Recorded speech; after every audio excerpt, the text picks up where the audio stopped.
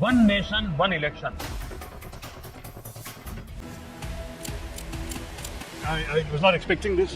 अरे हमको क्या मिलेगा 1 इलेक्शन की 10 इलेक्शन। ये इम्पॉसिबल है। अगर ऐसा बिल आता है तो ये अनकॉन्स्टिट्यूशनल होगा। आउटराइट ये कह देना कि एक देश एक चुनाव के हम पक्ष में नहीं होते। अरे चर्चा तो करो भाई।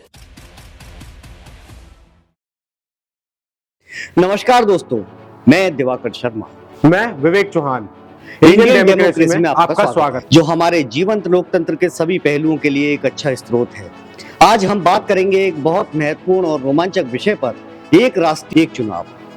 तो पहले समझते हैं कि क्या है यह कॉन्सेप्ट। राष्ट्रपति रामनाथ कोविंद ने एक समिति का गठन किया है जिसका उद्देश्य है सभी राज्य चुनाव और लोकसभा चुनाव को एक ही दिन या एक निश्चित समय के अंदर करवाना। पहले तो 1967 तक हमारे देश में ऐसा ही होता था, लेकिन कुछ घटनाओं के कारण इस सिस्टम में बदलाव आया।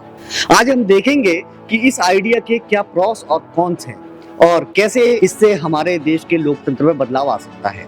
लेकिन पहले एक क्विक रिमाइंड करते हैं हमारे इतिहास में।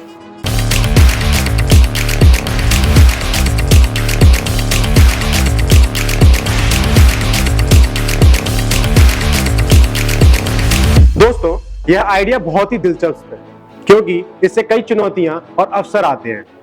एक ही दिन में सारे चुनाव करना तो सुरक्षित रूप से एक बड़ा कार्य है, लेकिन इससे हमारे देश को भी कुछ लाभ हो सकते हैं।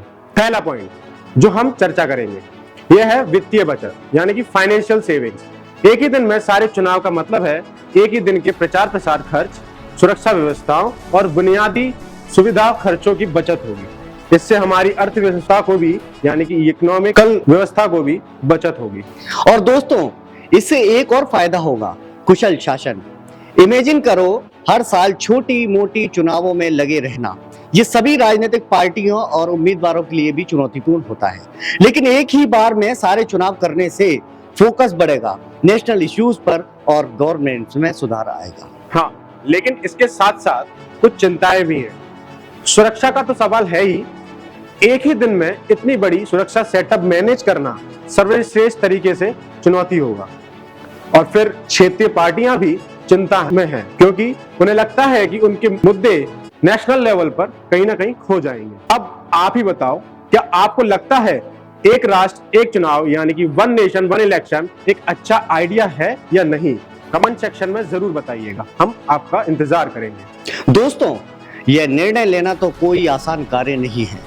इससे जुड़ी कुछ संवैधानिक संशोधनों की भी जरूरत है।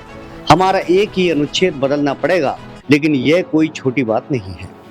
तो इस एपिसोड में हमने एक राष्ट्रीय एक चुनाव के बारे में चर्चा किया।